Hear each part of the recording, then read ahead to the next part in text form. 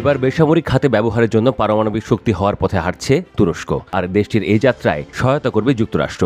এরই মধ্যে যুক্তরাষ্ট্রের সঙ্গে একটি চুক্তিও স্বাক্ষর হয়েছে। জাতিসংঘের সাধারণ অধিবেশনে যোগ দিতে যাওয়া তুরস্কের প্রেসিডেন্ট রিসেপ তাইয়েপ এরদোয়ানের সফরেই এই চুক্তি স্বাক্ষরিত হয়।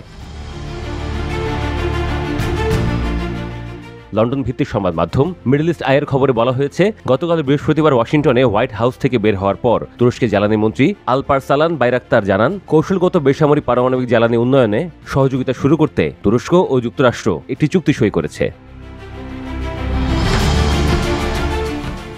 এর আগে যুক্তরাষ্ট্রের প্রেসিডেন্ট ডোনাল্ড ট্রাম্প তুরস্কের প্রেসিডেন্ট রিসেপ তাইয়েপ এরদোয়ানের সঙ্গে বৈঠকের পর বড় ধরনের ঘোষণা আসছে বলে ইঙ্গিত দিয়েছিলেন। এই চুক্তি আঙ্কারার জন্য একটি বড় সাফল্য হিসেবে দেখা হচ্ছে, কারণ যুক্তরাষ্ট্রের আগের ডেমোক্রেট প্রশাসনের সময় এরদোয়ান ওয়াশিংটনে তেমন জনপ্রিয় ছিলেন না।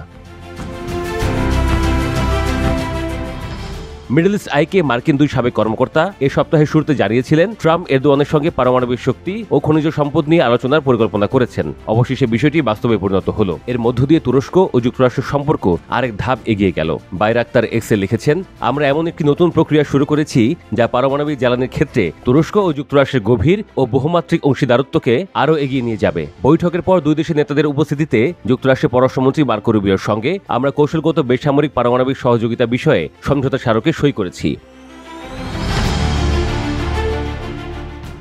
তিনি আরও লিখেছেন, এই চুক্তির আওতায় যে কাজ শুরু হবে তা আগামী দিনে দুই দেশের জন্যই পারস্পরিক সুফল বয়ে আনবে বলে তিনি আশা করেন। তুরস্কে নিযুক্ত যুক্তরাষ্ট্রের রাষ্ট্রদূত টম বারাক হোয়াইট হাউসের বাইরে সাংবাদিকদের বলেন, চুক্তি হয়ে গেছে, তবে এটিই একমাত্র ঘোষণা ছিল না। এরদোয়ান ওভাল অফিস ছাড়ার কিছুক্ষণ পর মার্কিন পররাষ্ট্র দপ্তর জানায়, তারা ইরাক তুরস্ক পাইপলাইন পুনরায় চালুর ব্যবস্থা করেছে। এর মাধ্যমে কুর্দি তেল রপ্তানি আবার শুরু হবে। গত বছরের মার্চ থেকে ওই তেল প্রবাহ বন্ধ ছিল, কারণ আয় কে পাবে, ইরাক সরকার নাকি কুর্দিস্তান আঞ্চলিক সরকার, তা নিয়ে দ্বন্দ্বে জড়িয়ে পড়েছিল দুই পক্ষ।